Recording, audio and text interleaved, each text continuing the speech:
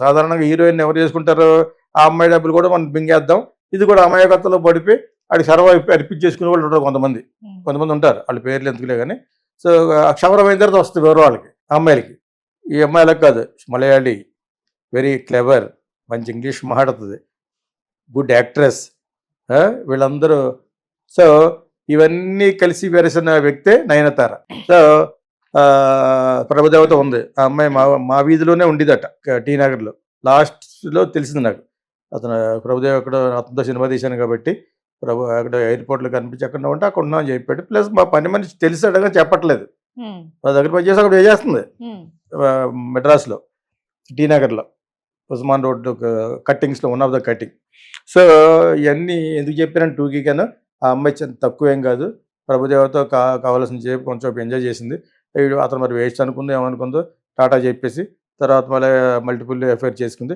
ఇతను ఇంక మెయిన్గా ఇతను కొంచెం రైటర్గా కొంచెం, ఇప్పుడు ఒక చదువుకున్న అమ్మాయి లెవెల్లో పడడం ఫిజికల్గా ఒకటిని ఎంత లాయల్గా ఉండే వ్యక్తినే తెలిసిపోద్ది. బియ్యం ఒక మెతుకు చూస్తే అలాగ అర్థమైపోద్ది. అలాగ అబ్బాయి నచ్చి ఉంటాడు. ఈజ్ అ డైరెక్టర్, ఒక సెన్సిటివ్ పర్సన్, రైటర్ కూడా అతను. అంచేత లైక్ చేస్తే వీళ్ళిద్దరు చాలా ఇప్పుడు వీళ్ళిద్దరికి పర్మనెంట్, వాళ్ళిద్దరికి పిల్లలు కూడా పుట్టినట్టున్నారు, పుట్టారు మరి పెంచుకున్నారు. It's very good. ఇది జరుగుతున్న టైంకి ముందు వీళ్ళిద్దరికి లవ్ బీజం పడినప్పుడు నానం రౌడీదా అనే సినిమాలో డిఫరెన్స్ వచ్చినాయి ముందు. ప్లస్ నయనతార యాక్ట్రెస్గా సక్సెస్ ఉంది కాబట్టి చాలామందికి సినిమాలో పెట్టుకుంటే బాగుంటుంది అన్నది. మన శేఖర్ కమల్ సినిమా అటర్ ఫ్లాప్ సినిమా, ఒక రీమేక్ చేశారు ఏదో సినిమాని.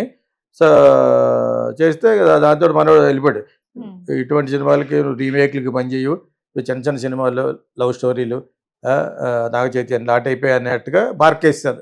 ఈ అమ్మాయితో సినిమా తీసిన మోడల్నే అతను కూడా చేయాలని లేదు, ఎవరో బాలీవుడ్ నుంచి వచ్చి మీరు డైరెక్ట్ చేయండి మంచి డైరెక్టర్ని ఎవరో సజెస్ట్ చేస్తే ఇచ్చారు నయనతారతో. ఆ సినిమా డిజాస్టర్, అది ఏదో టైటిల్ ఉంది ఆ సినిమాకి. సో ఆ అమ్మాయికి యాజ్ ఇట్ ఈస్గా తమిళ్లో మార్కెట్ ఉంది, తమిళ్లో ఒక హీరోతో సమానమైన మార్కెట్ ఉంది. నయనతార అంటే చాలా చాలా సస్పెన్స్ ఫిలిమ్స్ అవన్నీ చేసింది. సో ఇప్పుడు ఏంటంటే సెట్లోనే ఇతను కొంచెం ఇన్సల్టింగ్గా మాట్లాడాడు వీళ్ళిద్దరి అఫైర్ చూసి. లేకపోతే అమ్మాయి యాక్ట్రెస్ కదంటే, నీకంటే మంచి యాక్ట్రెస్, ఇన్ఫ్యాక్ట్ ధనుష్ కంటే మంచి యాక్ట్రెస్ ఆ అమ్మాయి, నువ్వు ఇవ్వాలి కానీ వేస్తుంది. అది కానీ మనసులో ఏదో పెట్టుకుని వాళ్ళు చేయకూడదు. ఈ అమ్మాయి మీద కూడా ఇండస్ట్రీలో తెలుగు తమిళ అన్ని ఇండస్ట్రీలో ఈ అమ్మాయి అంటే ఎందుకు ఇష్టం ఉంటుందంటే ప్రమోషన్ రాదు. ఎందుకంటే మరి ఎందుకు వివాదాలు వస్తావు, ఎవరి గురించి ఏం మాడితే ఏమనుకుంటారని ఉండదో, దానికి కూడా డబ్బులు అడుగుద్దని పెట్టారు. ఎవరు అడిగితే అడగొచ్చు, తన యాక్ట్ చేసిన సినిమాకే ప్రమోషనల్ యాక్టివిటీస్ ఉంటాయి కదా, దానికి రాదని ఈ అమ్మాయి అంటే ఇక్కడ వరకు ఉంటుంది. అయినా సినిమాలు ఎందుకు వస్తున్నాయంటే సినిమాలో అయ్యే ఉండదు. చిరంజీవి అంటే కూడా ఇక్కడ వరకు ఉండేది, ఇక్కడ ఇండస్ట్రీలో వేరే కమ్యూనిటీ వాళ్ళు, క్యాస్ట్ వాళ్ళకి, ఆయన కూడా వాళ్ళే తిరుగుతూ ఉండేవారు చిరంజీవి అనుకోని. ఎందుకంటే అతని మీద బిజినెస్ అవుతుంది కాబట్టి. సినిమాలో సక్సెస్ బిజినెస్ ఉన్నంతకాలం వెళ్తూనే ఉంటారు, అర్థమైందా? ఆ విధంగా నయనతార అలా నిలబడింది. Because she's not Tamilian, Malayali, అన్ని అవశేషాలు ఉన్నాయి అమ్మాయికి, ప్రమోషన్ రాదు. డబ్బుల కోసం ఎదురు చూస్తుందేమో, ఇంకో 10 లక్షలు ఇద్దామని కూడా అన్నా కూడా రాకపోవచ్చు, వస్తే రావచ్చు. వాళ్ళు డబ్బులు మనుషులు, మలయాళీ సార్ డబ్బులు. అక్కడ సినిమాలో యాక్ట్ చేస్తే ఉండేది కదా ఒకప్పుడు.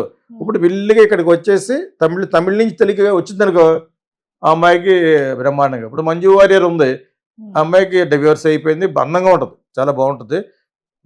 నీ అంత కూతురు ఉంది అమ్మాయికి, మంజు వారియర్కి. అయినా కూడా ఏదో ఒక మరి రజనీకాంత్ పక్కన మరి 16 ఏళ్ళ అమ్మాయి చేస్తే చీ అన్నట్టున్నారు ఈ మధ్య అక్కడ. దాని గురించి ఆ అమ్మాయిని పిలిచారు ఓ సాంగ్, అదే సినిమాలో. బట్ షీఈ్ వెరీ ప్రిటీ అని మరి వయసు అయిపోయింది కదా, 45 దాటిపోయినాయి అమ్మాయికి. సో ఆ విధంగా మలయాళీస్ దాటిపోయినప్పుడు ఏమడుగుతారు, నువ్వే కావాలని అడిగితే ₹1 కోటి అడుగుద్ది. ఈ పెద్ద బడ్జెట్ సినిమాలకి పర్లేదు, ఓకే.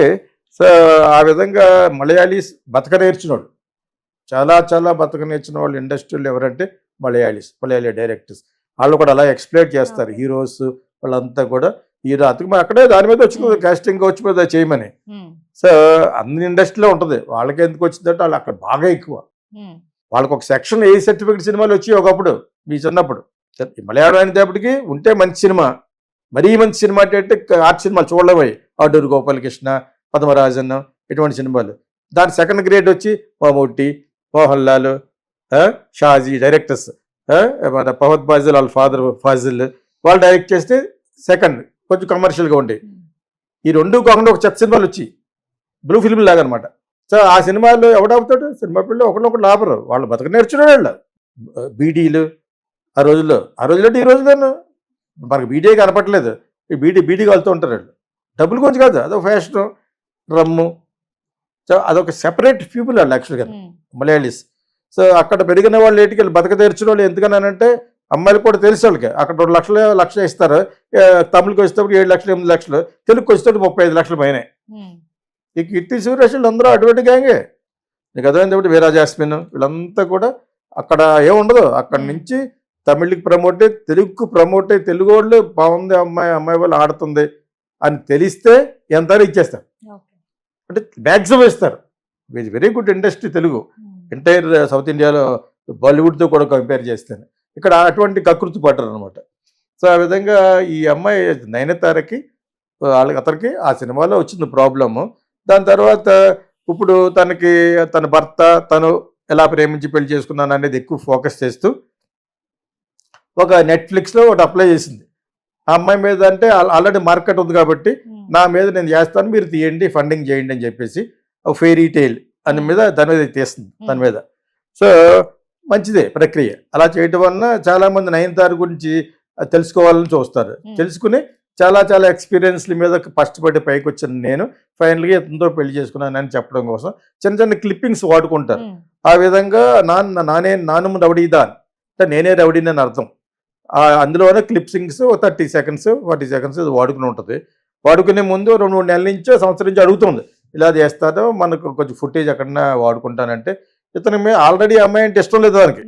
ఎందుకు ఇష్టం లేదని మేము ఇప్పుడు ఎంత చెప్పాను కదా సోది, దాన్ని బట్టి మీరు అర్థం చేసుకోండి మీరు. సో ఇష్టం లేనివాడు ఇతను ఈ సమాధానం చెప్పట్లేదు. ఈ 30 సెకండ్లకి ఇప్పుడు కాపీ రైట్స్ యాక్ట్ చాలా స్ట్రాంగ్గా నడుస్తుంది.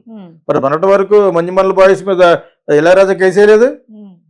అతను పాట వాడుకుని అతను సినిమాలో పేరు వాడుకి నా గుహ పేరే గుహ అని పెట్టి ఇన్ని అధవేశాలు వేసి అది మేము సూరుకునే వేసేయండి అంట. అందులో మలయాళీస్